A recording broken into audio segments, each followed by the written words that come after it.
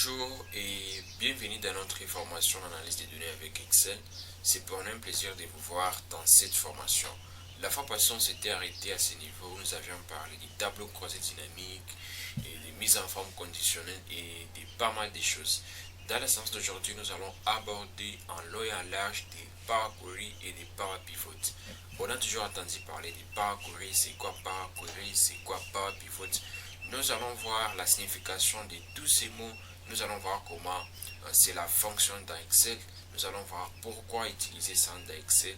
Et nous allons également voir quand utiliser les Power Query et quand utiliser les Power Pivot. C'est ce que nous allons aborder dans la séance d'aujourd'hui. Pour commencer la pratique, nous allons d'abord commencer avec une petite partie théorique où nous allons voir la signification de ces mots et pourquoi on doit utiliser ça. C'est quoi Power Query? On a toujours entendu parler des Power Query. Les Power Query est un outil intégré dans Excel puissant pour importer, connecter et transformer les données provenant des sources multiples. On peut avoir les fichiers Excel, donc des classeurs, on peut avoir des web, on peut avoir des bases de données, on peut avoir aussi des SQL, des bases de données en étape reproductible sans code pour préparer à l'analyse dans Excel, pour faire des graphiques, des rapports et autres choses. Il permet de nettoyer, fusionner et remodeler les données, supprimer les colonnes, changer les types, ajouter des colonnes, supprimer des lignes dans l'éditeur Power Query puis les charger dans Excel, automatisant ainsi les tâches répétitives grâce à son système de requêtes. Dans Power Query, on peut facilement supprimer des colonnes, on peut facilement supprimer des lignes, on peut facilement changer les types des colonnes. Par exemple, les types texte, on peut mettre ça dans les types numériques. On peut facilement faire des nettoyages des données dans Power Query. C'est pourquoi nous avons voulu parler de Power Query dans Excel. Alors, on utilise Power Query dans Excel pour simplifier et automatiser l'importation, les nettoyages et la transformation des données provenant des sources variées. Vous avez besoin de simplifier les données, vous avez besoin d'automatiser l'importation, vous avez besoin de nettoyer les données, vous avez besoin de transformer les données. Là, on doit évidemment faire recours à Power Query.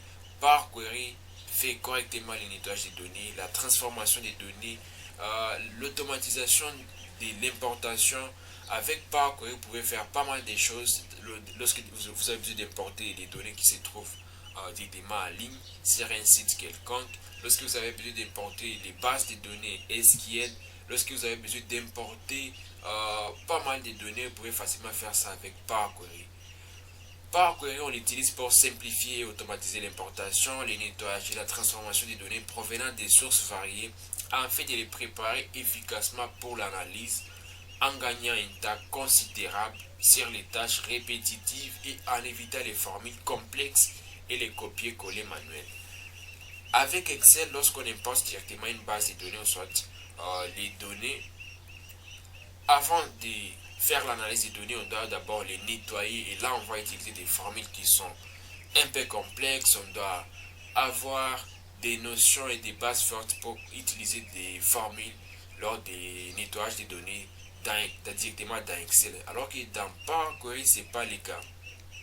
Dans Power Query, vous pouvez directement faire le nettoyage facilement et correctement. Avec Power Query, vous pouvez également importer des bases de données CSV, les Gamma Separated Value. Vous pouvez facilement importer ce genre de bases de données et Excel va directement ouvrir ça correctement.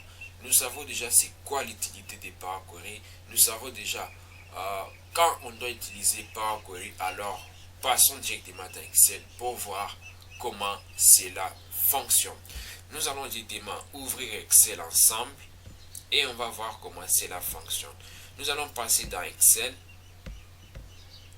On s'était arrêté à ce niveau la fois passée. Nous allons créer un nouveau classeur en faisant juste CTRL N. Et là, un nouveau classeur est déjà là. Nous avons, voilà, on dit classeur 5. Et là, on va seulement changer les noms. Vous avez dit que la première étape, on doit à chaque fois enregistrer les noms de notre base de données. Là, je vais mettre Power Query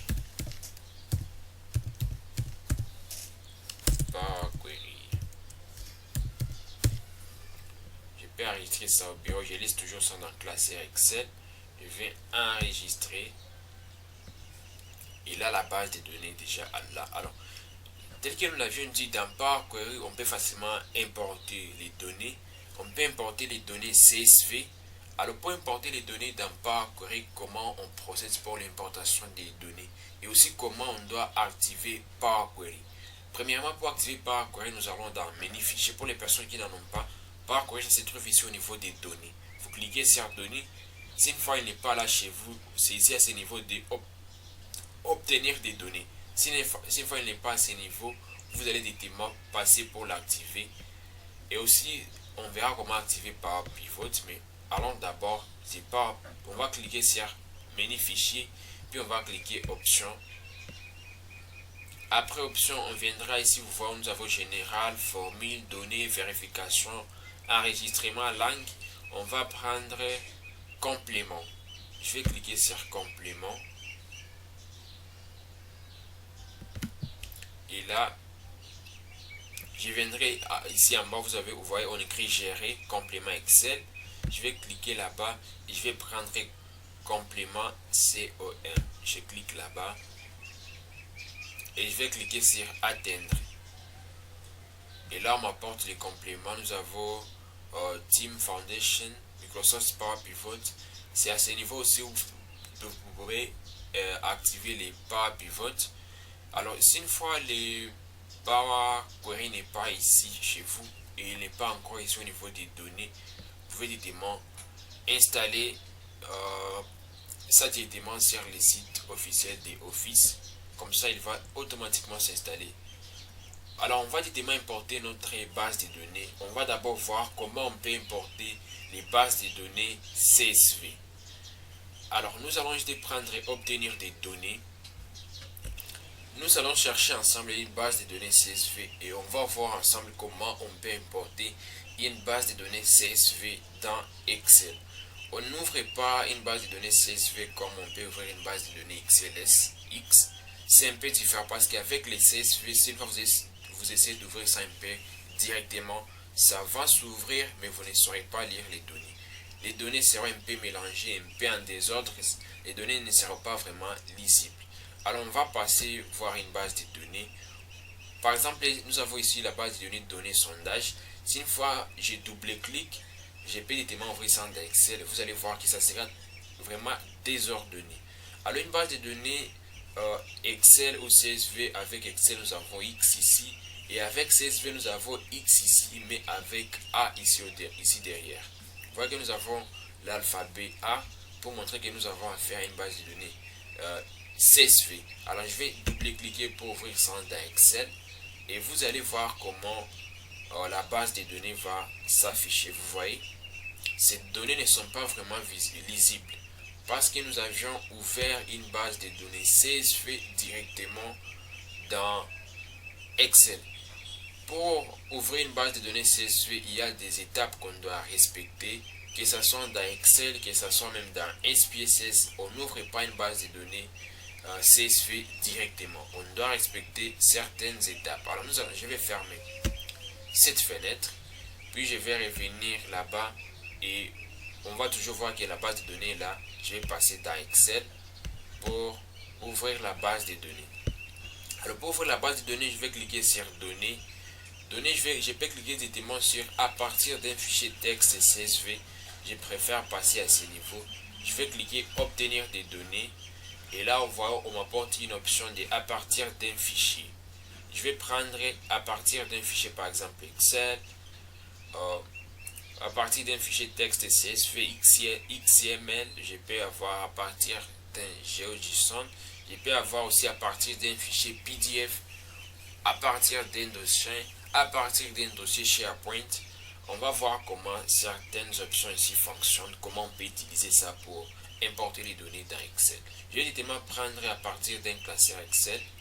Je clique là-bas. Et là, je vais passer au niveau du bureau. Je clique au niveau du bureau. Et là, la base de données avait le nom de données sondage. Vous voyez que la base de données n'est pas vraiment visible parce que au lieu de prendre fichier CSV, j'ai pris Excel. C'est pourquoi la base de données n'est pas visible. Donc, moindre erreur, vous ne pouvez pas trouver la base de données. Vous pouvez croire que vous avez déplacé la base de données, alors que ce n'est pas le cas. Vous avez seulement mal défini l'extension de votre base de données. Si une fois ici au niveau des fichiers Excel, j'essaie de changer, je mets par exemple tous les fichiers, vous voyez que la base de données vient d'apparaître automatiquement. Alors pour éviter ce genre d'erreur, on doit seulement faire obtenir des données, puis à partir d'un fichier, je vais prendre, à partir d'un fichier texte barre CSV, je vais cliquer là-bas et je vais prendre les bureaux et vous voyez que les données sondage sont là. D'autres bases de données ont disparu parce que j'ai correctement spécifié que ce sont des données soit texte, soit CSV. Alors je vais cliquer sur CSV, puis je vais cliquer sur importer. Et là, on va juste patienter un peu l'importation de cette base de données dans Excel. Vous voyez, patienter. Voilà, la base de données déjà là. On m'apporte une fenêtre où on me montre comment les données vont s'afficher directement dans Excel. Ici, nous avons les délimiteurs, ils sont mis par défaut virgule. Ici aussi, détection des types de données selon les 200 premières lignes. Ça, on va directement cliquer sur charger. Et là, on va voir que la base de données va s'afficher en ordre, pas comme ce qu'on avait précédemment. Vous voyez, alors que lorsque nous avions double-cliqué sur la base de données CSV pour ouvrir ça directement dans Excel, les données n'étaient pas vraiment lisibles, les données étaient en désordre. Et lorsque vous respectez seulement la procédure pour importer les données CSV, vous allez importer ça facilement et zéro lisible. Et là, j'espère que vous voyez la différence entre l'importation d'une base de données CSV directement dans Excel et aussi l'importation d'une base de données CSV en allant dans données, puis vous prenez obtenir des données. Alors nous savons déjà comment on peut importer une base de données CSV dans Excel. Alors il y a aussi d'autres moyens pour importer les données, par exemple qui sont directement en ligne sur un site X. On a aussi les moyens d'importer des bases de données qui sont SQL. On peut aussi importer un fichier classeur, un classeur Excel. On peut aussi importer les GeoJSON. Alors voyons comment on peut importer un classeur Excel. Il suffit seulement de cliquer là-bas, puis on va cliquer au bureau. Et là, je vais prendre par exemple BD Client ici.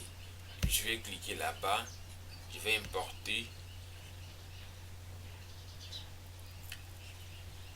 Pour un classeur Excel, vous pouvez directement passer dans données pour importer. Soit si vous voulez, vous pouvez directement double-cliquer sur la base de données pour l'ouvrir. Sinon, vous n'avez pas besoin de passer au niveau des Power Query pour faire les nettoyages. Alors ici, pour ouvrir la base de données que je viens de lancer, je dois d'abord déterminer si une fois j'ai besoin d'ouvrir quelle feuille de calcul. Je vais double-cliquer là-bas et là on m'apporte directement l'interface de ma base de données Excel. Vous voyez, la base de données est déjà là. Alors je vais cliquer sur charger à ce niveau pour ouvrir la base de données charger. Et là je vais patienter l'ouverture de cette base de données encore. Détermination des transformations automatiques. Et là vous voyez que les données sont déjà là dans Excel. Alors ici je peux directement faire tout ce que je veux. Je peux lancer des mises en forme conditionnelles, je peux lancer des tableaux croisés dynamiques, je peux lancer tout ce que je veux, je peux lancer des fonctions, tout ce que je veux parce que les données sont déjà là dans Excel. Alors voyons encore un moyen d'importation des données toujours en allant dans données, obtenir des données. On va voir par exemple à partir d'un fichier, à partir d'une base de données. Alors ça aussi c'est vraiment important. À partir d'une base de données SQL Server, on peut aussi avoir à partir d'une base de données Microsoft Access. Vous pouvez avoir des données qui ont été conçues, par exemple c'était une base de données qui a été conçue dans Access Microsoft. Vous pouvez également importer ça dans Excel en allant dans données, obtenir des données à partir d'une base de données, puis vous prenez à partir d'une base de données Microsoft Access. Vous pouvez aussi prendre à partir d'une base de données MySQL, à partir d'une base de données Teradata. Il y a vraiment pas mal d'options pour importer des bases de données, que ce soit SQL Server, que ce soit MySQL, que ce soit un Teradata. Vous pouvez facilement importer toutes ces données dans Excel. Alors, vous pouvez aussi on va essayer d'importer ensemble les données. On va essayer d'importer ensemble un dossier contenant des données. Dans les dossiers, on peut avoir par exemple 4, 5 bases de données et on a besoin d'importer un dossier. Prenons par exemple l'exemple en disant on a besoin d'importer les données des ventes annuelles. Nous avions conçu une base de données. Chaque mois, on avait une base de données. Après un mois, on fait les rapports et on garde la base de données du mois de janvier. On prend notre base de données du mois de février, on fait les rapports, on garde. Alors on a besoin de faire les rapports annuels en utilisant les 12 bases de données de l'année. Et là, on va mettre toutes ces bases de données dans un dossier et on va directement lancer ou importer les 12 bases de données directement dans Excel qui sont dans un même dossier. Alors pour les faire, je vais prendre à partir d'un dossier, je vais cliquer là-bas. Et là, on m'apporte, par exemple, je vais prendre données. Données, je vais prendre par exemple Excel données. Je vais cliquer là-bas et je peux directement cliquer sur ouvrir. Et là, je vais patienter encore un peu. Et là, on m'apporte les bases de données qui sont à l'intérieur. Nous avons client 1, client 2, client 3, client 4. Et là, j'ai déjà les bases de données qui sont à l'intérieur. Et là, j'ai affaire à 4 bases de données CSV et aussi des bases de données XLSX. Alors pour importer ce genre de données, ce qu'il faut d'abord savoir est que vous pouvez combiner les données à ce niveau à la partie inférieure à gauche. Je vais prendre par exemple combiner et transformer les données. Je peux combiner et charger les données. Si vous avez besoin de combiner et charger les données, make sure que les données ont même en tête. Comme ça, Excel va automatiquement combiner les données. Alors chez moi ici, j'ai client 1, 2, 3, 4. Ces 4 bases de données ont même en tête. Je peux facilement enlever d'abord les 4 bases de données qui sont encore là-bas. Je vais passer dans Excel données. Je vais enlever d'abord les 3 bases de données qui sont là.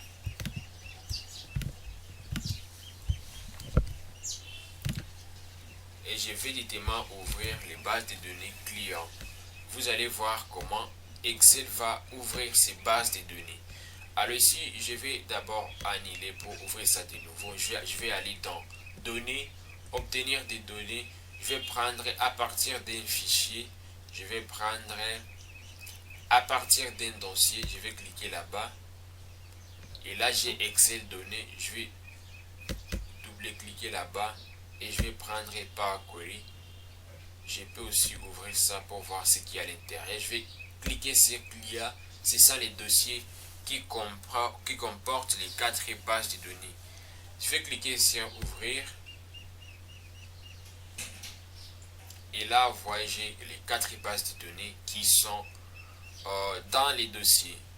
Alors ici, on me montre directement la source de ces données. On me dit que c'est Obiron avec les dossiers Excel données dans Power Query. Alors ici, je vais cliquer sur charger. Je vais cliquer sur combiner et charger. On verra comment faire des transformations un peu après. Et là, évaluation de la requête. Je vais patienter l'exécution de cette requête.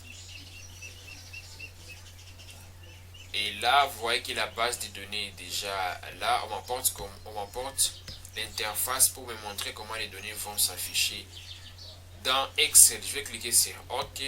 Si une fois il n'y a pas de choses à modifier là-bas, supposons qu'il n'y en a pas, on verra comment faire des transformations après. Et là, les données sont déjà là. Et là, on m'apporte la table des requêtes ici. Il y a au total 7 requêtes.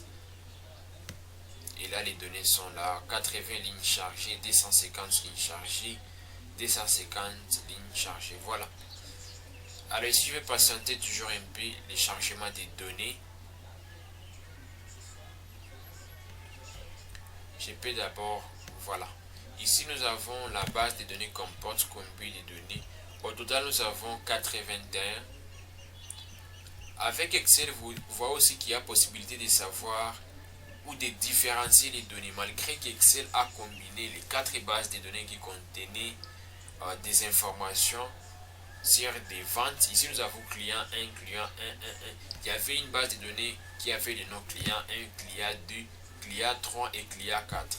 À ce niveau, vous voyez que c'est possible de savoir les données de la base de données client 2 parce qu'Excel a toujours mis la source de chaque base de données. Il dit que la source, le nom de la source, c'est client 1 et pour client 4, il met aussi le nom de la source qui est le nom de la base de données. Avec ça, vous pouvez aussi appliquer des filtres à ce niveau pour savoir les données de la base de données client 4 ou client 3 ou client 1. Alors je peux appliquer seulement les filtres à ce niveau. Je vais cliquer là-bas et ici nous avons sélectionné tout. Dans les séances précédentes, nous avions vu comment appliquer les filtres. Alors je vais sélectionner client 4, puis je vais cliquer sur OK. Et là vous voyez que le client 4 est sélectionné. Supposons que par curiosité on a besoin de savoir les clients 4 dans la base de données client 4, on a au total combien de données. On a besoin de savoir si une fois nous en avons combien. Nous avons vu comment appliquer des fonctions dans Excel et compter les données sans compter les données cachées. Nous avions appliqué la fonction sous total. Je vais essayer d'appliquer cette fonction encore une fois ici. Je vais mettre égal sous total. Je vais double-cliquer sur sous total et je vais prendre 3. Et là, je vais mettre point virgule. Et là, je peux directement sélectionner tout ça. Et là, je vais cliquer sur Entrée. Et là, Excel me dit que nous avons au total 21 données. Donc, dans la base de données client 4, on avait au total 21 données.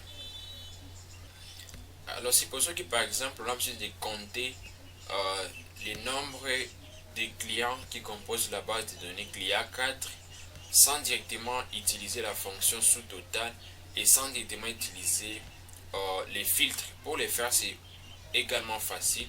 Nous allons enlever les filtres à ce niveau. Nous allons cliquer sur sélectionner tout. Je vais tout sélectionner puis je vais cliquer sur OK. Et là, toutes les données vont directement apparaître à ce niveau. Nous avons les données 1, 4, ils vont tous apparaître.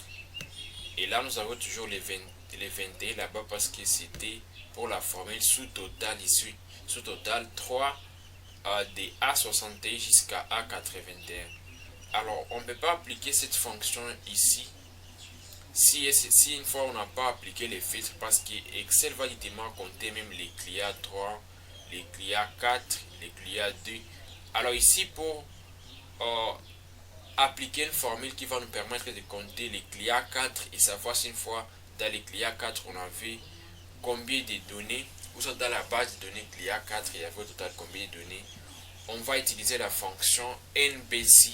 C'est aussi une fonction que nous avions utilisée précédemment, égale NBC. On va appliquer une condition. Avant d'appliquer la condition, nous allons d'abord sélectionner. Après avoir sélectionné, nous allons descendre là-bas. Nous allons mettre point virgule. Et là aussi, nous allons mettre la condition. On va dire à Excel, compter la cellule ayant comme nom client 4. Et là, je vais dire client 4.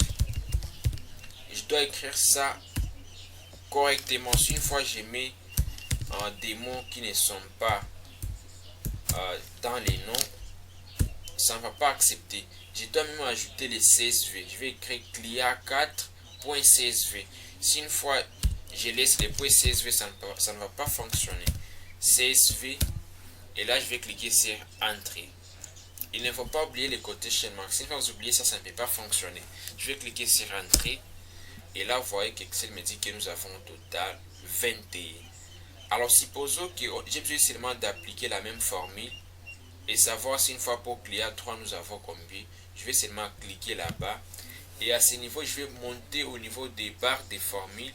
Et là, au niveau des clients 4, je vais changer les noms. Je vais mettre client 3. Et je vais cliquer sur Entrée. Et on me dit que pour client 3, nous avons au total 20 données.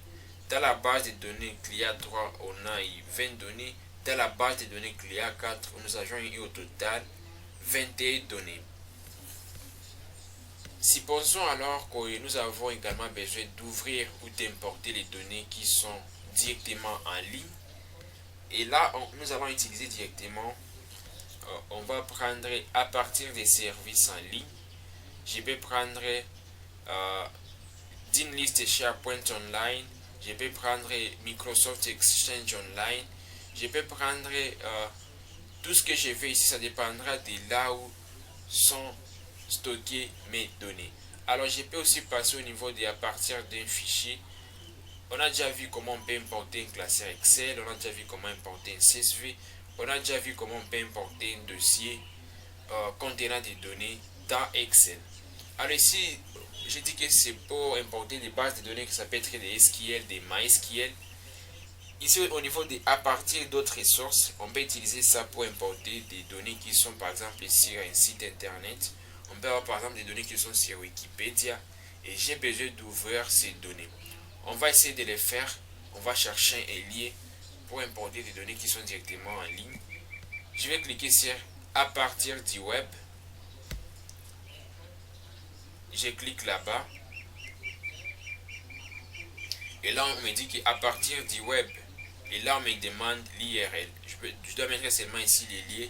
Et je vais cliquer sur OK pour importer les données qui sont directement en ligne. Et Excel va automatiquement ouvrir ces données. On va chercher un site directement en ligne. Supposons maintenant que j'ai besoin d'ouvrir les données des pays du monde. J'ai besoin d'avoir la liste des pays du monde. La liste dans Excel. Je vais évidemment passer par exemple sur Wikipédia. Je suis déjà sur Wikipédia, puis je vais chercher les liens qui vont m'apporter à la liste des pays du monde. Ici j'ai pays listé. Nous avons liste des pays, évolution du nombre et des temps dans le monde. Je vais cliquer sur liste des pays. Et là, on va m'apporter la liste des pays. Nous avons Afrique du Sud, Albanie, Algérie. Alors, j'ai besoin d'importer les pays dans Excel. Pour les faire, je dois seulement venir à ce niveau. Là, on écrit liste des pays. Je vais cliquer là-bas. Je vais faire clic droit. Puis, je vais cliquer sur copier l'adresse du lien. Je clique sur copier l'adresse du lien. Vous voyez, on me dit que lien copié. Puis, je vais passer dans Excel. Je vais reprendre la procédure. Obtenir des données à partir d'autres ressources, à partir du web. Et je vais coller à ce niveau les liens qui va me permettre d'importer les données qui viennent directement de Wikipédia. Je vais cliquer sur OK. Et là, je vais patienter un peu. Et là, on doit avoir la connexion Internet pour passer sur Wikipédia, voire même pour importer les données dans Excel. On doit avoir la connexion Internet. On me dit que nous n'avons pas pu récupérer les contenus de la page web. Je vais encore cliquer sur annuler, puis je vais actualiser encore. Et là, je souligne qu'il y a des sites qui refusent de copier directement les données en ligne. La plupart des sites Wikipédia acceptent. Je vais encore reprendre la procédure. Donc, il y a des sites sur lesquels vous allez importer les données et les données ne vont pas accepter. Donc, sache que partout ça ne va pas marcher. Je vais patienter encore un peu pour voir si ça va encore refuser aussi une fois ça va marcher. On va patienter un peu.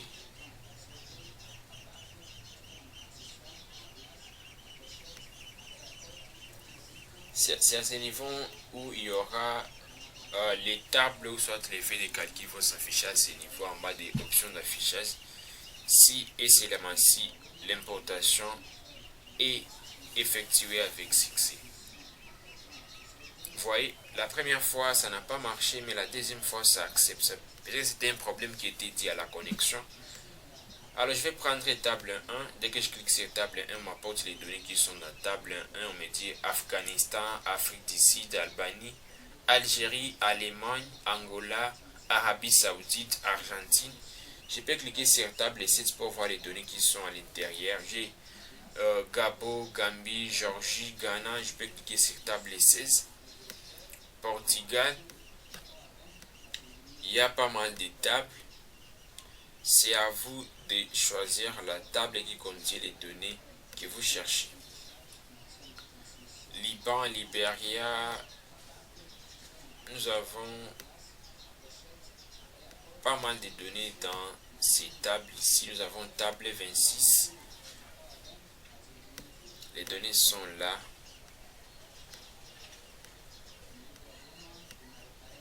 Alors supposons que ce sont les données que je cherche. Je vais sélectionner la table comme ça ici. Puis je vais cliquer sur charger à ce niveau. Ensuite, je vais patienter un peu le chargement des données.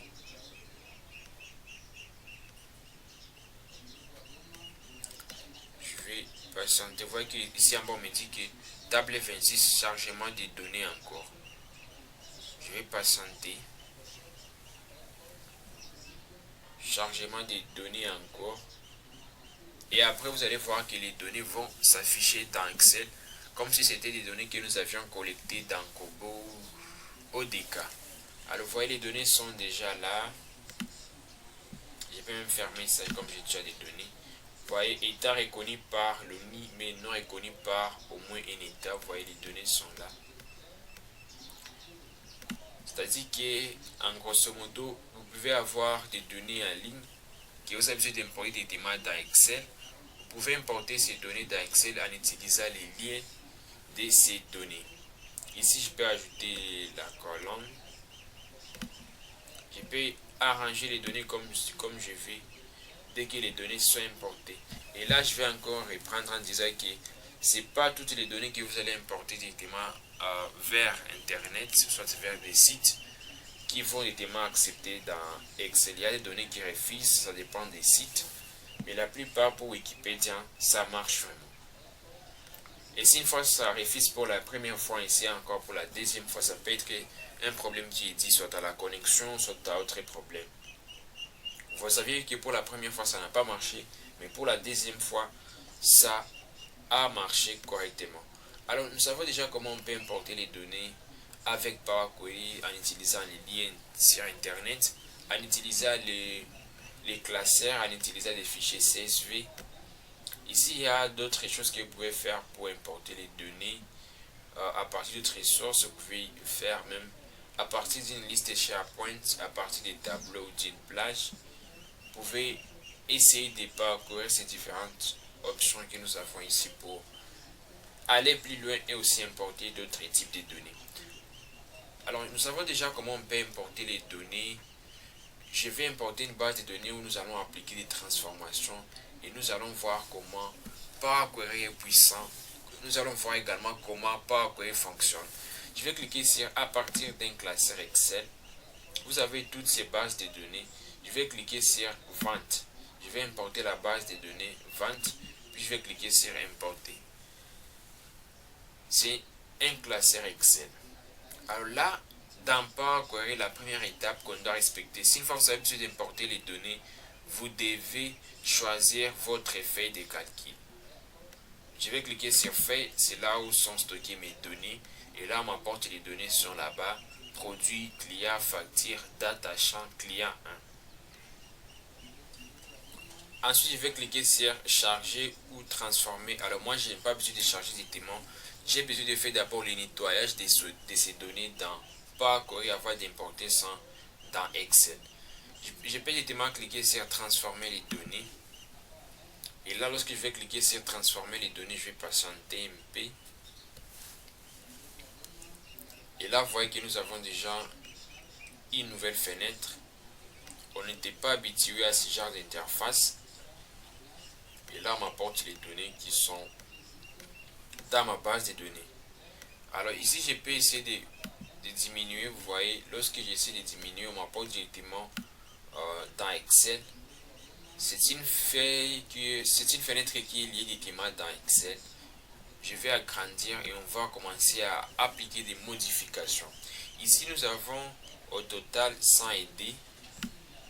Non, nous avons au total 280 clients.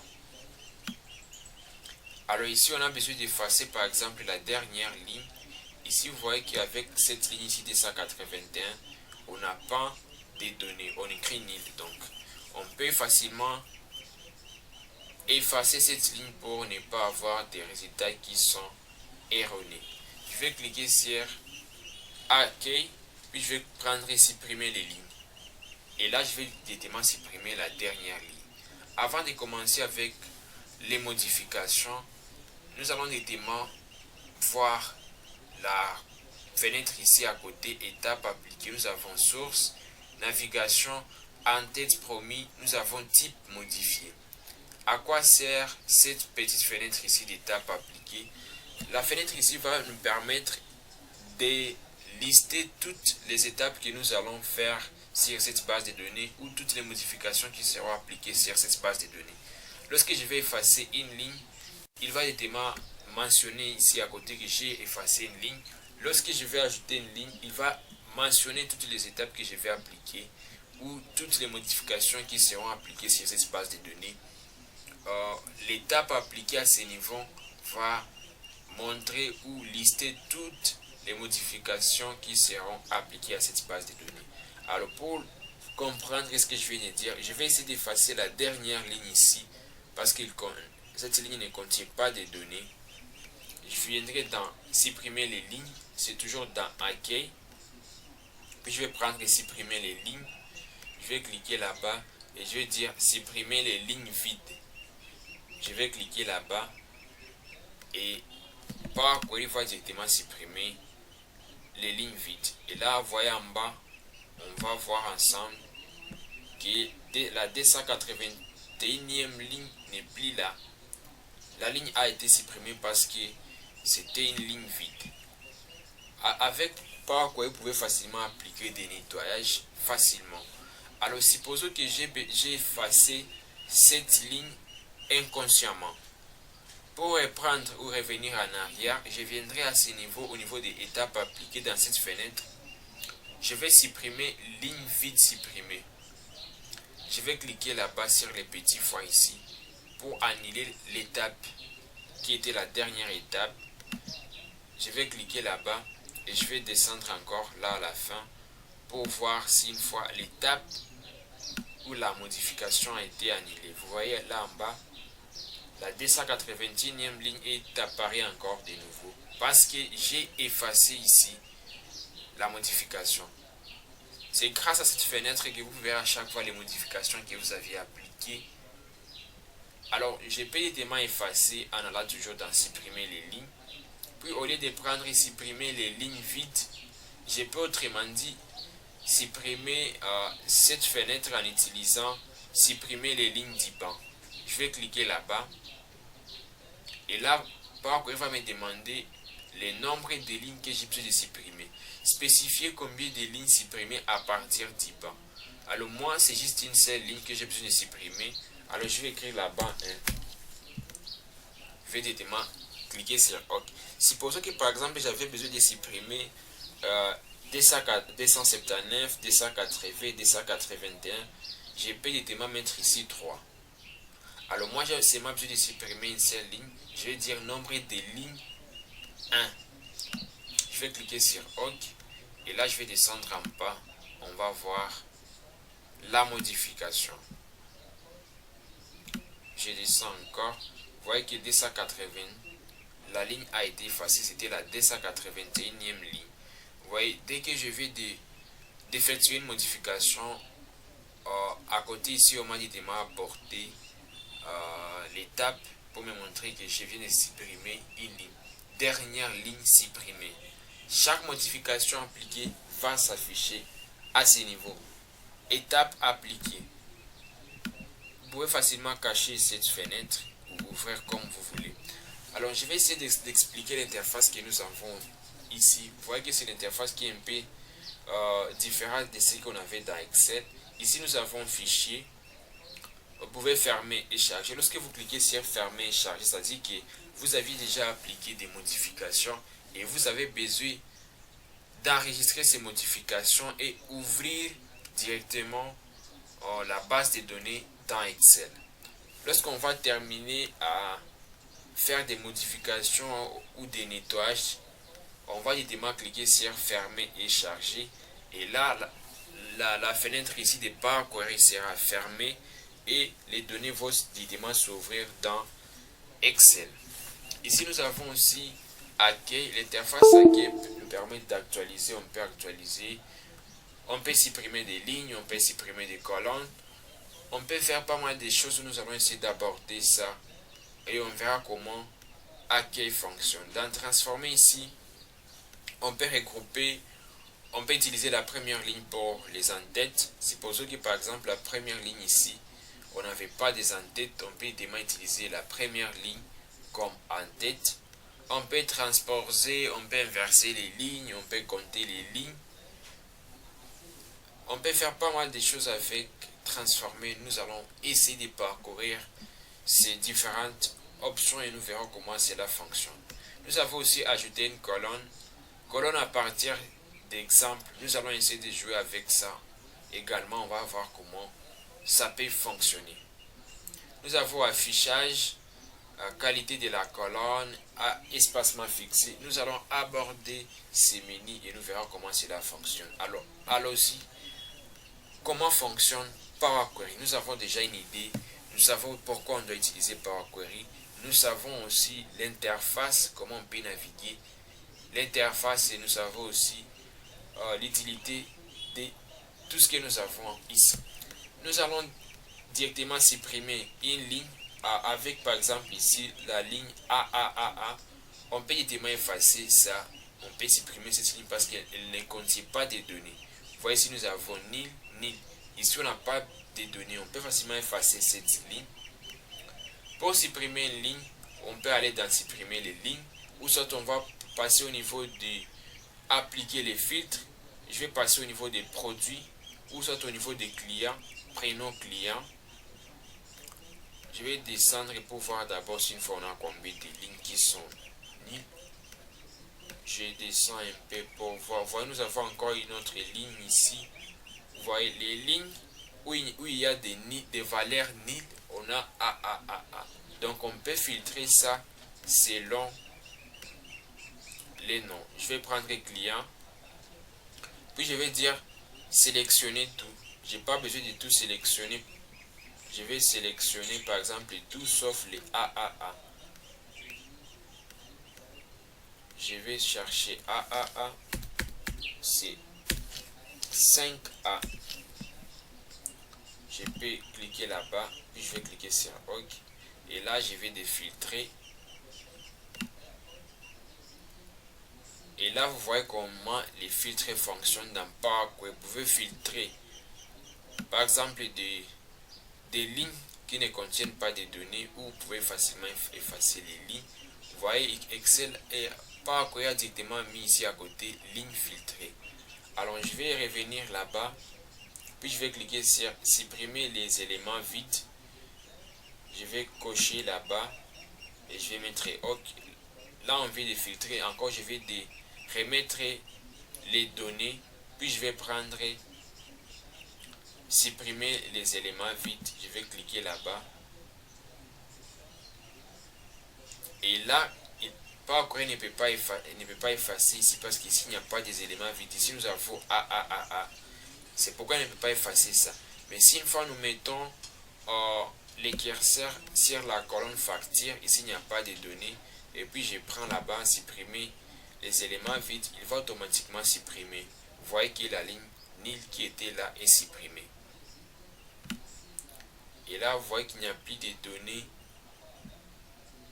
il n'y a plus de lignes qui ne contiennent pas de données.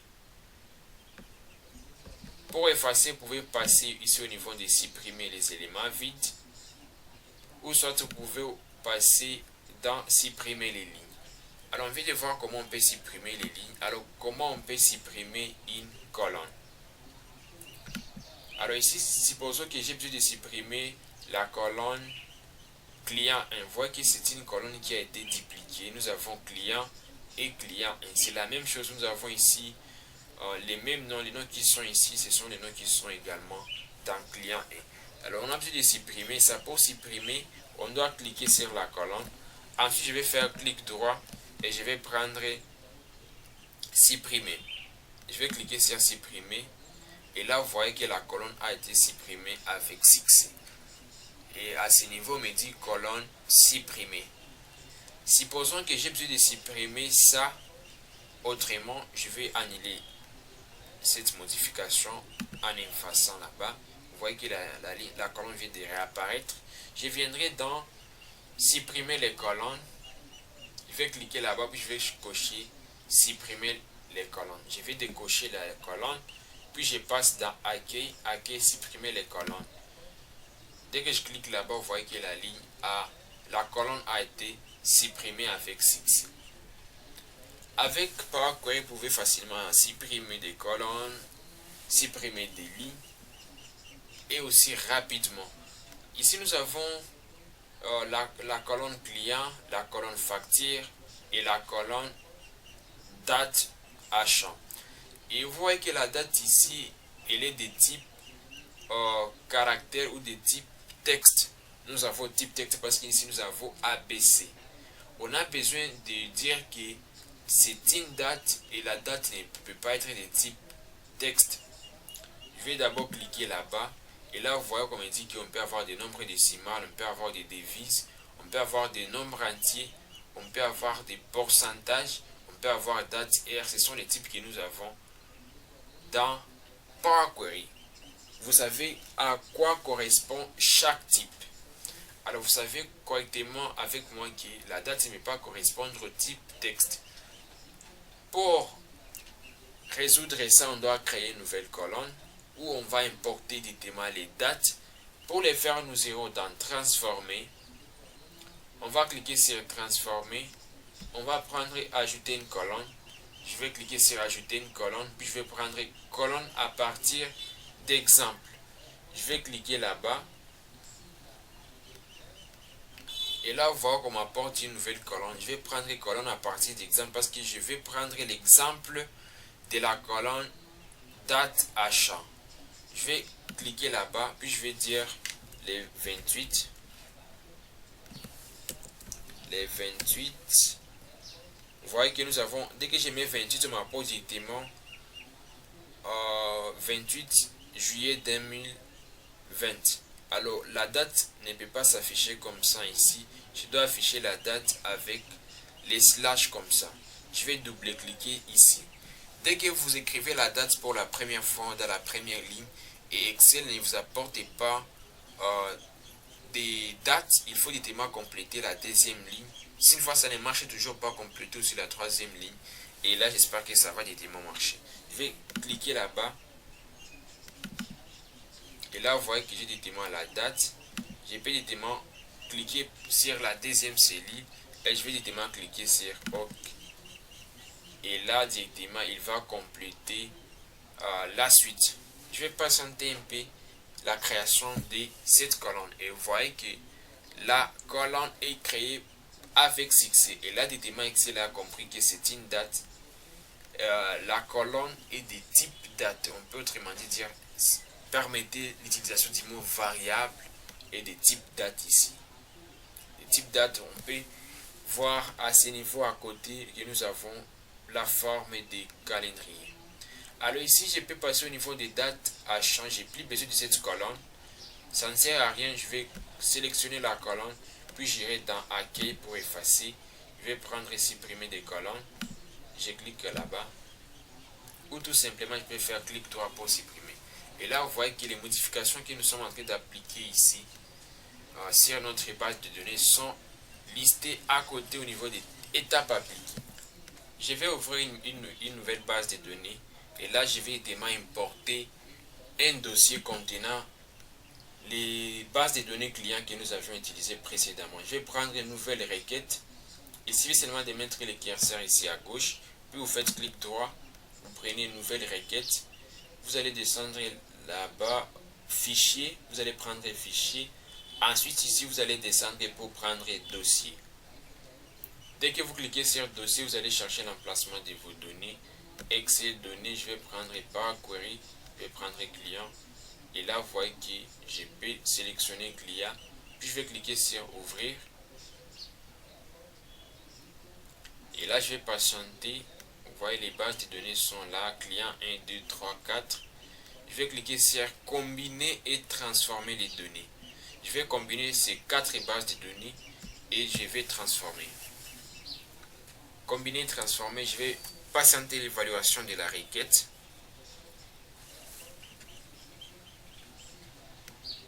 Patienter pendant que nous établissons une connexion à CSV. Ce sont des bases de données qui sont sous l'extension CSV. Et là, en passant, voilà, vous voyez que les bases de données sont déjà là. Et là, je vais cliquer sur OK pour importer ça. OK.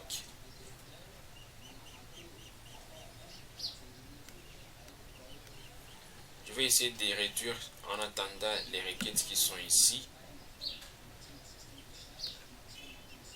Et la base de données déjà là, voilà. Alors je vais essayer de réduire les requêtes qui sont ici au niveau. Ici on voit que nous avons 15 requêtes. Je vais essayer de réduire ça MP. Je vais réduire, transformer les fichiers.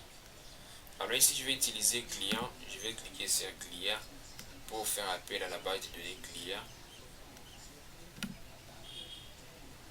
Et là je peux aussi cacher. Je vais laisser ça comme ça. Je vais cliquer sur client et vous voyez que la base de données client est là. Ici, on peut appliquer des modifications comme effacer des doublons. S'il faut, il y a des doublons. On peut faire la concaténation. On peut faire tout ce qu'on veut avec cette base de données ici. Excel a combiné les 4 bases de données que nous avions dans les dossiers clients. Vous voyez toujours client 1, client 2, client 4. Les bases de données sont combinées ici dans Power Query. Alors ici, j'ai besoin d'appliquer la première modification. Vous voyez qu'ici aussi, nous avons Martin Jean, Martin Jean. Ce sont des doublons. Alors, on n'a pas besoin de doublons. Nous allons effacer les doublons ici dans Power Query. Pour les faire, je dois d'abord sélectionner toutes les colonnes. Parce que si une fois j'ai fait seulement non, je coche non pour effacer les doublons. Là où il y aura le nom Martin 2 fois, ça va effacer. Et là où il y aura le nom Richard 2 fois, ça va effacer. Alors qu'on peut avoir des Richard. Alors pour éviter ce genre d'erreur, je dois cocher toutes les colonnes comme ça. Power Query, avant de supprimer une colonne, va comparer toutes les données se trouvant sur cette ligne avant de considérer cette ligne état comme doublon. Je vais sélectionner en faisant un clic sur la touche Shift. Je vais tout sélectionner. Je vais venir jusque là à la fin, région. Je vais tout sélectionner. Et là, je vais cliquer sur supprimer les lignes. Je clique là-bas. Et là, je viendrai sur supprimer les doublons. Je vais cliquer sur supprimer les doublons. Et là, vous voyez que Power Query vient de supprimer les doublons. Si on avait Martin Jean, on reste avec un seul Martin. Et là, vous voyez que les doublons ne sont plus là. Alors, supposons que vous avez besoin de supprimer une modification. C'est toujours faire ça ici. Supposons alors que vous avez besoin de modifier une modification que vous aviez effectuée. Vous pouvez aussi modifier la modification. Il suffit seulement de venir à ce niveau. Vous allez double-cliquer. Et là, Excel va vous ramener là où vous étiez. Je peux double-cliquer ici au niveau des types modifiés. Dès que je clique là-bas, vous voyez que Excel me rapporte les doublons que j'avais avant. Si une fois je clique sur doublon supprimé, et là Excel me montre que les doublons ne sont plus là. Donc, vous avez besoin de cliquer ou de voir les anciennes données, comment elles étaient représentées. Il suffit seulement de passer au niveau des tables appliquées. Vous cliquez sur n'importe quel titre. Et là, Excel va vous montrer comment les données étaient représentées avant. Mais lorsque vous allez enregistrer la base de données pour envoyer ça directement dans Excel, Power Query va directement tenir compte de la dernière modification. Il ne va pas tenir compte de tout ça. Si une fois j'essaie directement d'importer ça dans Excel, il va directement tenir compte de cette base de données où il n'y a pas de doublons parce que c'est ça la dernière étape ici. Je peux également appliquer d'autres types de modifications comme par exemple ici à ce niveau. Vous voyez que durée des relations, c'est en termes d'années, nombre d'années. Et là, on me dit que c'est des types texte. Alors que ça, c'est pas des types texte. Et là, je vais mettre seulement les chiffres. Je n'ai pas besoin d'avoir les lettres ici, les caractères ANS. Je n'ai pas besoin de ça. Pour les faire, je peux directement créer une colonne ici à côté. Nous allons toujours ajouter une colonne. Vous pouvez faire colonne à partir d'exemples. Et là, moi, j'ai pas besoin de ça. Je viendrai ici, je vais faire clic droit. Et je vais directement cliquer sur ajouter une colonne. Fractionner la colonne par délimitaire. Et là, je vais dire que le délimitaire qui est là, c'est l'espace. Vous voyez que l'année avec les lettres qui sont espacées par l'espace. Je vais mettre sélectionner ou entrer un délimitaire espace. C'est les délimitaires que nous allons mettre ici. Alors ici nous avons aussi virgule. Si une fois les données étaient séparées par des virgules, on allait choisir virgule. Mais ici chez nous, nous avons l'espace. Nous allons toujours maintenir l'espace. Alors là ici on me dit que fractionner à chaque occurrence délimitaire. Je vais laisser tout ça par défaut. Puis je vais cliquer sur OK. Et là, vous voyez qu'on vient de m'apporter les deux colonnes. Ils sont déjà fractionnés. J'ai déjà 10 à côté. Et j'ai aussi l'année à côté, les mots ANS à côté aussi.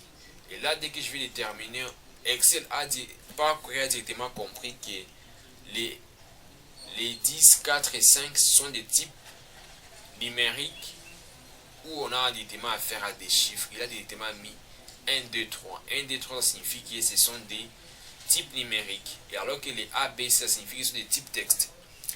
Et cette colonne est plus importante. Je vais cliquer là-bas pour la supprimer. Je vais faire clic droit. Je vais faire supprimer. Et là, la colonne est supprimée. Vous voyez que toutes les modifications sont toujours enregistrées ici à côté. Et là, pour faire ça dans Excel directement, on était en train d'utiliser des fonctions égales, gauche. Et on détermine les types de nombres de lettres que nous voulons prendre.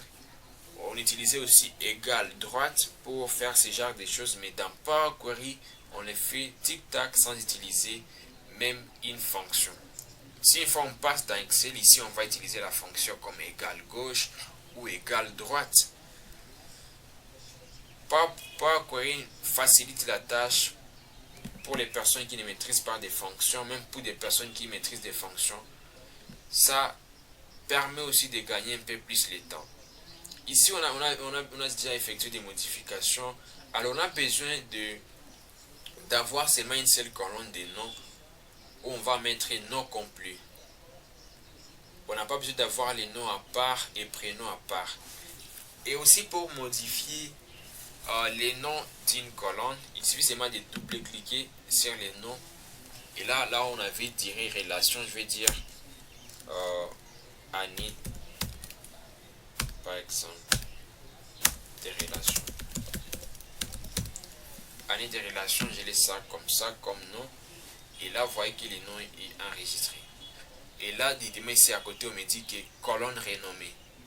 Chaque modification est enregistrée et vous pouvez facilement effacer la modification.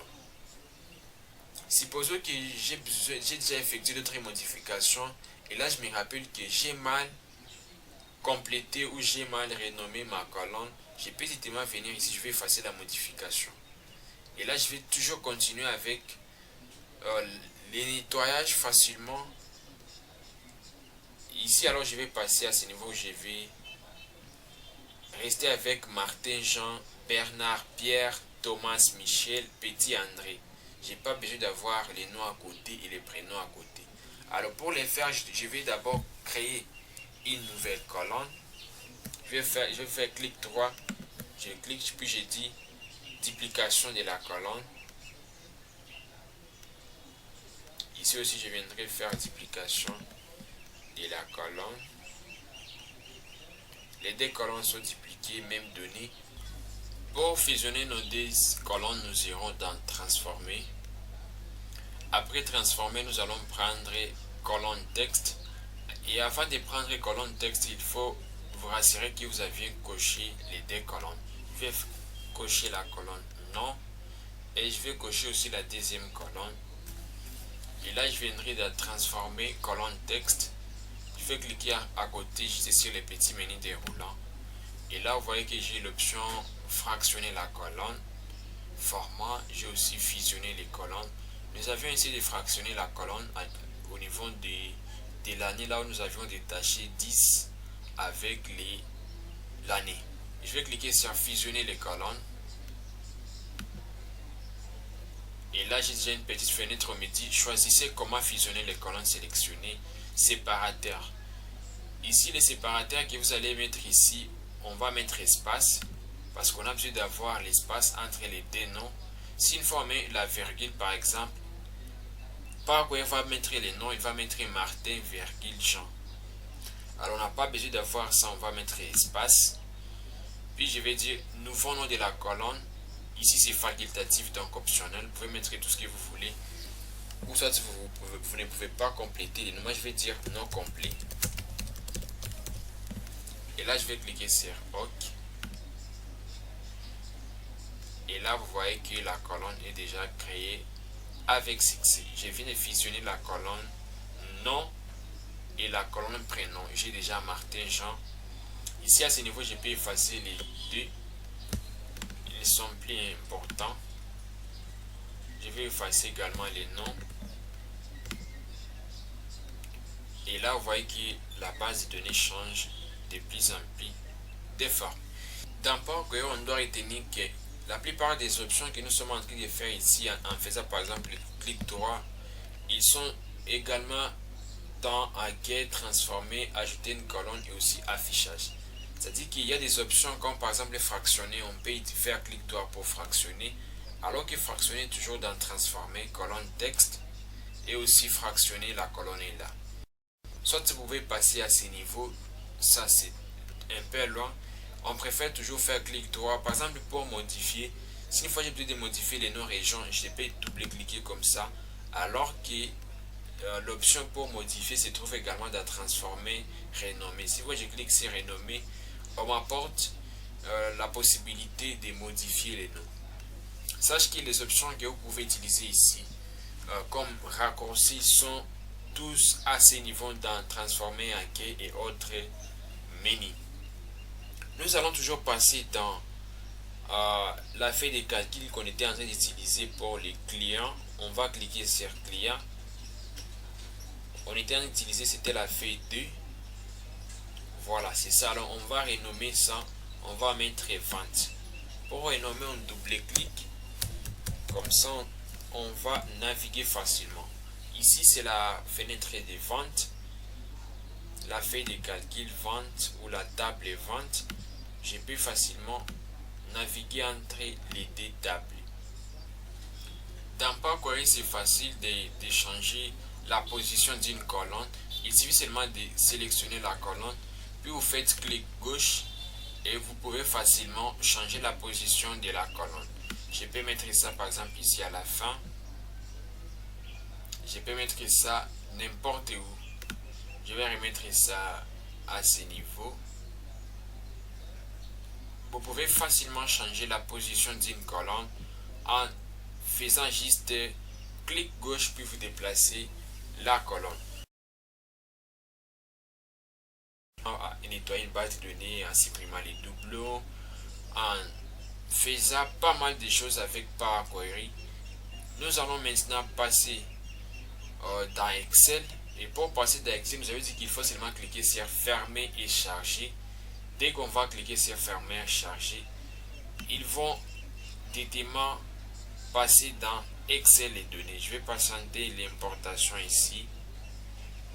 Et là, on m'apporte déjà les données. On me dit que 80 lignes chargées, 277 lignes chargées. Ici, c'est déjà après la modification, après l'importation dans Power Query. Je viendrai ici dans CLIA, les données sont là. Il n'y a plus de doublons. Fait 1, c'est ce qu'on avait au début.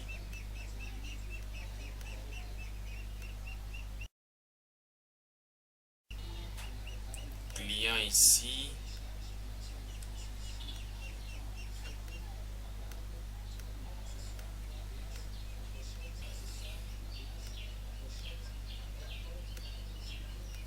Vous voyez correctement qu'après l'importation d'Excel, il n'y a plus de doublons. Ici, nous sommes dans CLIA D. Les doublons que vous voyez ici au niveau de Martin, Jean, ici, on a fait déjà effacer ça dans Power Query. Ils sont encore là parce que c'était l'ancienne base de données que nous avions ouvert dans Excel. Je vais supprimer ça pour rester avec la base de données que nous venons d'importer dans Power Query. Ce que nous venons d'importer dans Power Query, c'est ça ici, client. Vous voyez que le nom complet c'est Martin Jean comme nous l'avions fait. L'effet 1 ici, on ne va plus utiliser ça. On va supprimer. Données sondage, on va supprimer également. Effet 1, on va aussi supprimer. On va rester avec les données que nous allons utiliser. Ici, on a besoin alors de faire des tableaux croisés dynamiques. Ici, vous voyez que nous avons les codes clients, nous avons année des relations, nous avons région et non complet. Nous avons les codes clients et ici au niveau des ventes, nous avons clients. On a les codes clients mais on n'a pas les clients. Nous avons aussi la facture mais on n'a pas les codes clients. Alors on a besoin juste de faire des relations, on a besoin de créer des relations entre la colonne client ici avec la colonne code client. Nous allons voir comment nous allons créer des relations. Comme ça, on va facilement faire des tableaux croisés dynamiques après que nous ayons créé ou effectué des relations entre les différentes colonnes. C'est là que les Power Pivots entrent en jeu. On va parler alors des Power Pivots. C'est quoi les Power Pivots? Pourquoi on doit utiliser Power Pivots? Comment fonctionnent les Power Pivots et quand utiliser les Power Pivots? Après Power Query, nous allons passer dans Power Pivots. Regardons un peu dans la théorie pour comprendre ensemble c'est quoi les Power Pivots. Nous avions compris ensemble les Power Query. Voyons maintenant les Power Query ensemble, les Power Pivots ensemble. Les Power Pivots est un complément puissant pour Excel qui permet des analyses de données avancées en gérant des grands volumes de données, plusieurs millions de lignes provenant de multiples sources et en donnant des modèles de données complexes avec des relations entre les tables. C'est ce que je venais de dire. Grâce au Power Pivot, nous allons faire des relations, nous allons créer des relations entre les tables, entre la table par exemple, la table client avec la table vente. Nous allons créer une relation entre les deux tables. Comme ça, on va effectuer des tableaux croisés dynamiques un peu plus facilement. À part cela, grâce au Power Pivot, on peut faire des traitements en mémoire et au langage DAX pour des calculs sophistiqués, transformant Excel en un outil de business intelligence en libre service. Les langages DAX, on va parler de ça en long et en large lorsqu'on va parler des Power BI pour la visualisation des données. On va retenir que Power Pivot est un complément puissant pour Excel qui permet des analyses avancées en gérant des grands volumes de données, plusieurs millions de lignes provenant de multiples sources et en donnant des modèles de données complexes avec des relations entre les tables. La relation entre la table vente et la relation entre la table vente et client. Le tout avec des performances élevées grâce au traitement en mémoire et au langage DAX pour des calculs sophistiqués, transformant Excel en un outil de business intelligence en libre service. On utilise Power Pivot dans Excel pour analyser de très grands volumes de données, bien plus que 1 million de lignes d'Excel. Vous savez qu'Excel a des nombres limités de lignes. fusionner et modéliser des données provenant des sources multiples en créant des relations entre elles. Lorsqu'on a besoin de créer des relations entre les tables, lorsqu'on a besoin de modéliser les données, lorsqu'on a besoin de fusionner et faire d'autres choses, on peut évidemment faire recours à Power Pivot. Power Pivot va nous aider à faire tout cela dans la création des relations entre des tables, dans la modélisation des données. On peut évidemment faire recours à Power Pivot. Power Pivot nous permet également de réaliser des calculs complexes grâce au langage DAX, qui est les Data Analysis Expressions, pour construire des tableaux de bord dynamiques et puissants, tout en conservant des performances rapides dans l'environnement familier d'Excel. Grâce au Power Pivot, on va faire des tableaux croisés dynamiques facilement parce qu'on a déjà des relations entre les tables. Grâce au Power Pivot, on peut facilement faire des tableaux de bord dynamiques. Ça sera dans notre prochaine séance où nous allons parler de la création des tableaux de bord dynamiques dans Excel. Grâce au Power Pivot, on peut faire recours au langage DAX pour faire des calculs complexes. Alors passons dans Excel pour voir comment tout cela fonctionne. Nous allons toujours utiliser la même base de données. Nous allons utiliser les tables clients et ventes. Pour faire ça, il faut d'abord installer les Power Pivot. Et pour avoir les Power Pivot ici au niveau de la barre des menus, il faut passer dans Fichier, puis vous prenez Options. Options, vous allez prendre Complément. Au niveau des compléments, vous allez mettre ici au niveau de Gérer, complément COM. Et là, on va cliquer sur Atteindre. Et là, on va cocher Microsoft Power Pivot. Chez moi, il est coché. C'est pourquoi il est là. Chaque fois, j'essaie de décocher ça. Et je clique sur OK. Vous voyez qu'il vient de disparaître. Alors, pour les remettre, il suffit seulement de faire la même procédure. Complément COM, Atteindre. Puis je vais cocher Microsoft Power Pivot for Excel. Je coche la case, puis je vais cliquer sur OK. Et là, Power Pivot est ajouté. Pour commencer avec la création des relations entre les tables, je vais passer dans Power Pivot, je vais cliquer sur Power Pivot. Ensuite, je vais cliquer sur Ajouter au modèle des données. Je clique là-bas. Je passe en TMP.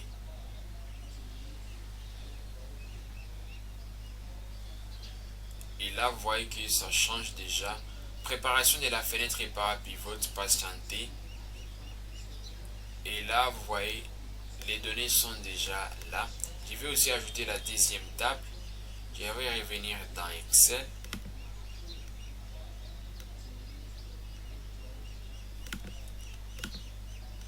Nous avons une deuxième fenêtre. C'est comme ce qu'on avait pour Power Query. Vous voyez que c'est déjà deux fenêtres. Voilà, nous avons celui de Power Pivot. Nous avons aussi celui de Power Query. Alors, je vais revenir dans Excel. Je vais prendre aussi client. Je vais ajouter, cliquer sur Ajouter au modèle des données toujours. Ajouter au modèle des données. On patiente encore un peu. Et là, vous voyez que il est aussi ajouté au modèle des données. Alors, c'est à ce niveau où je peux évidemment faire des relations entre les tables. Ici, nous avons vente. Une fois je clique ici en bas à gauche, vente, ça change. Une fois je clique sur client, ça change également. Je peux naviguer facilement entre ces deux tables grâce à Power Pivot.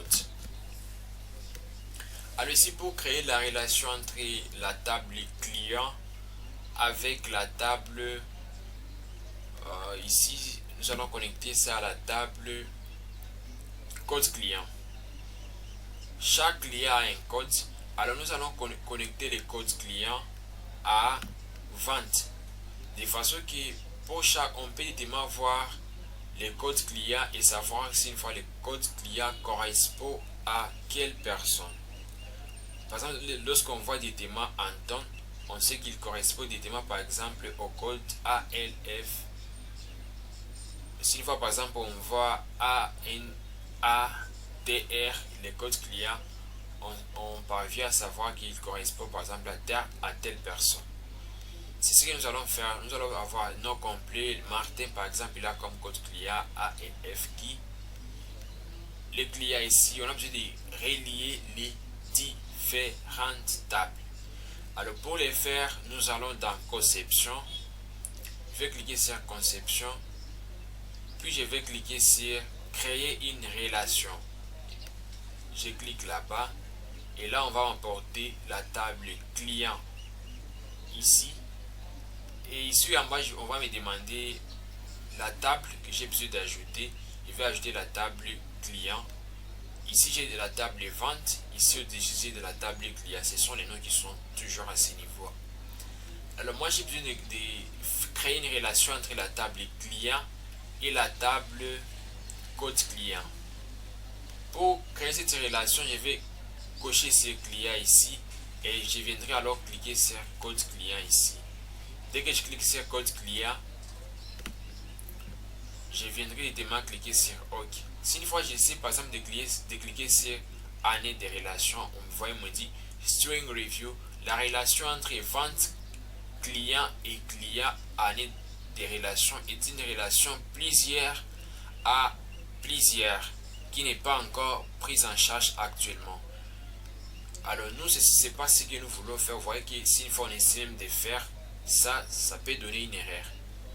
Nous, on a besoin de créer une relation entre la table client et la table code client. De façon qu'on peut avoir une relation entre ces deux tables. Je vais cocher client et code client ici. Puis je vais cliquer sur OK. Et là, la relation est créée. Pour visualiser la relation, je dois aller dans Accueil. Accueil, je viendrai cliquer sur Vue des diagrammes. Je vais cliquer sur Vue des diagrammes pour voir la relation qui a été créée. Tout ce que nous sommes en train de faire ici, vous pouvez aussi faire ça facilement dans Power BI lors de la visualisation de vos données. Alors ici, vous voyez que nous avons déjà une relation qui est créée. Nous avons la relation code client avec client. C'est une relation 1 à plusieurs parce que les codes clients ici, nous avons un code qui correspond à plusieurs clients. C'est pas plusieurs clients pour signifier qu'un code peut être attribué à 2 ou 3 personnes. Ça signifie que c'est un code, mais le code ici est repris à maintes reprises. Ça signifie qu'on peut avoir dans notre base de données des clients qui ont acheté 4, 5 fois. Et lorsque le client a acheté 4 et 5 fois, son code là, le code client va à chaque fois se répéter dans la base de données. C'est pourquoi on dit que c'est une relation et à plusieurs. L'astérisque ici montre que c'est plusieurs et le 1 ça montre que c'est 1 à plusieurs. Pour modifier la relation qui est entre les différentes tables, il suffit seulement de venir ici au milieu. Dès que vous cliquez là au milieu, on vous montre la relation qui est entre client et code client. Pour modifier ça, il suffit de faire clic droit à ce niveau, puis vous cliquez sur modifier la relation. Et là, vous pouvez modifier la relation. Vous mettez par exemple entre client et nom complet. Alors moi, j'ai pas besoin de modifier cette relation. Vous pouvez également passer dans accueil, dans conception ici pour modifier la relation. Vous cliquez sur conception et vous cliquez sur gérer les relations. Et là, à ce niveau, nous avons la table, une nouvelle fenêtre où on me dit créer, modifier ou supprimer. Grâce à cette table, je peux modifier une relation déjà existante. Je peux créer une nouvelle relation et je peux également supprimer une relation qui a été créée. Je peux modifier à ce niveau. Vous voyez, on m'apporte toujours la table de modification. Vous voyez qu'ici, on me dit que active, oui, table 1, c'est la relation que j'ai créée. Si une fois je crée par exemple une deuxième relation, ça va aussi s'afficher ici en bas. Vous voyez, la relation que j'ai créée, c'était vente client. C'était vente, c'était la première table. Et la deuxième table, c'était client. Et là, la relation est créée qui a donné directement table 1. Table 2, client, code client et direction du filtre vers vente. Alors ici, je peux fermer. Si une fois j'ai besoin de supprimer, je peux seulement sélectionner là-bas, puis je vais cliquer sur supprimer. Et là, vous voyez, on me dit, si vous supprimez les relations sélectionnées, les rapports qui combinent les données des tables suivantes risquent d'être affectés. Client vente, voulez-vous vraiment supprimer les relations? J'ai dit non, j'ai pas besoin de supprimer la relation. Je peux créer une nouvelle relation en cliquant sur créer. Et là, je vais déterminer la table.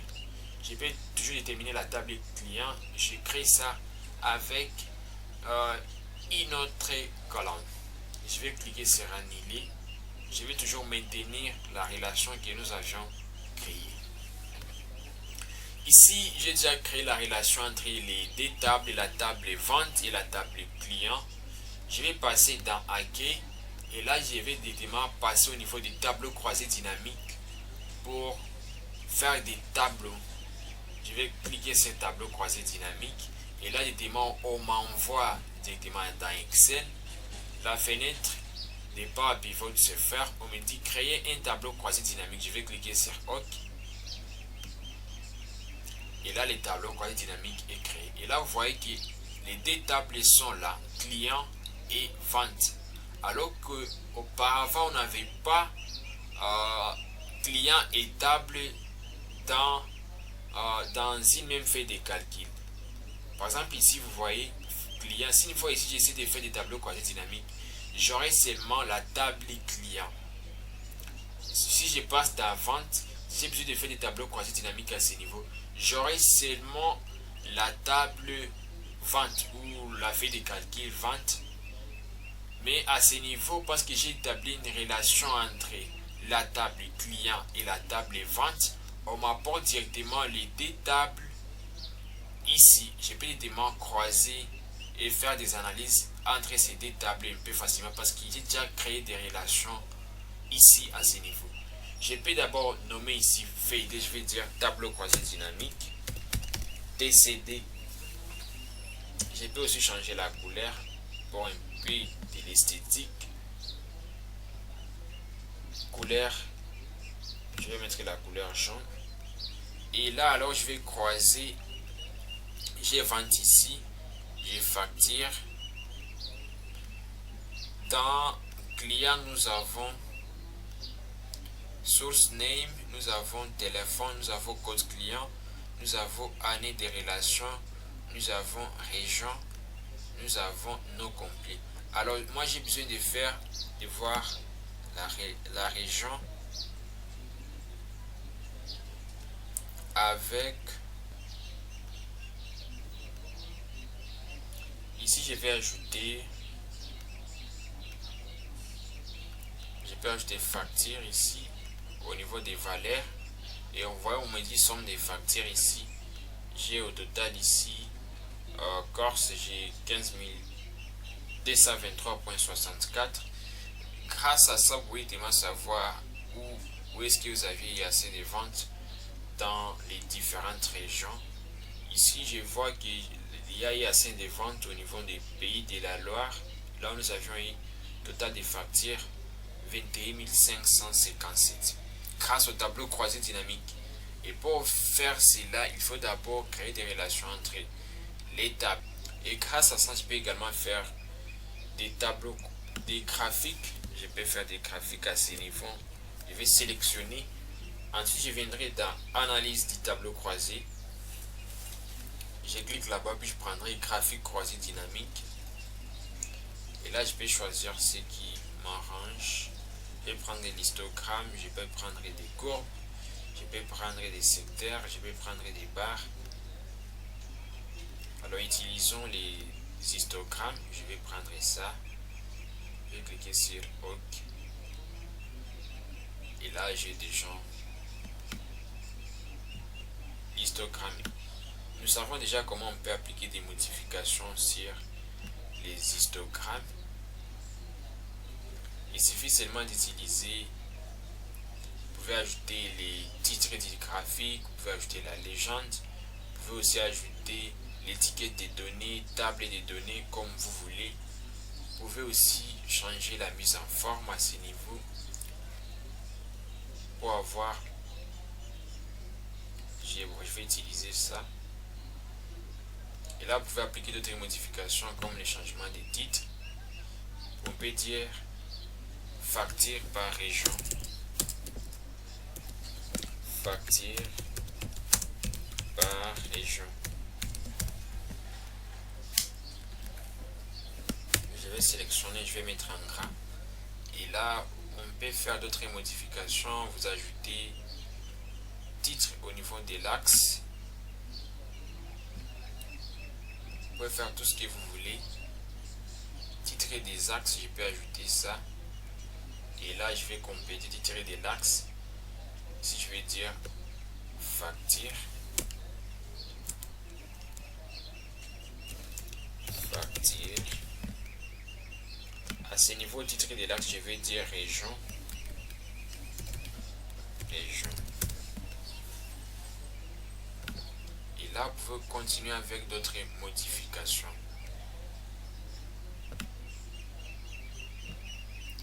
Et là, nous sommes déjà à la fin de la séance où nous avions parlé des Power Query, nous avions développé les Power Pivot. Nous savons déjà la différence qui existe entre les Power Query et Power Pivot.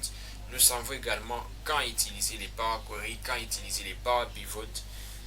Et là, nous sommes déjà à la fin de cette séance. Merci beaucoup d'avoir suivi cette séance et à très bientôt pour la prochaine séance.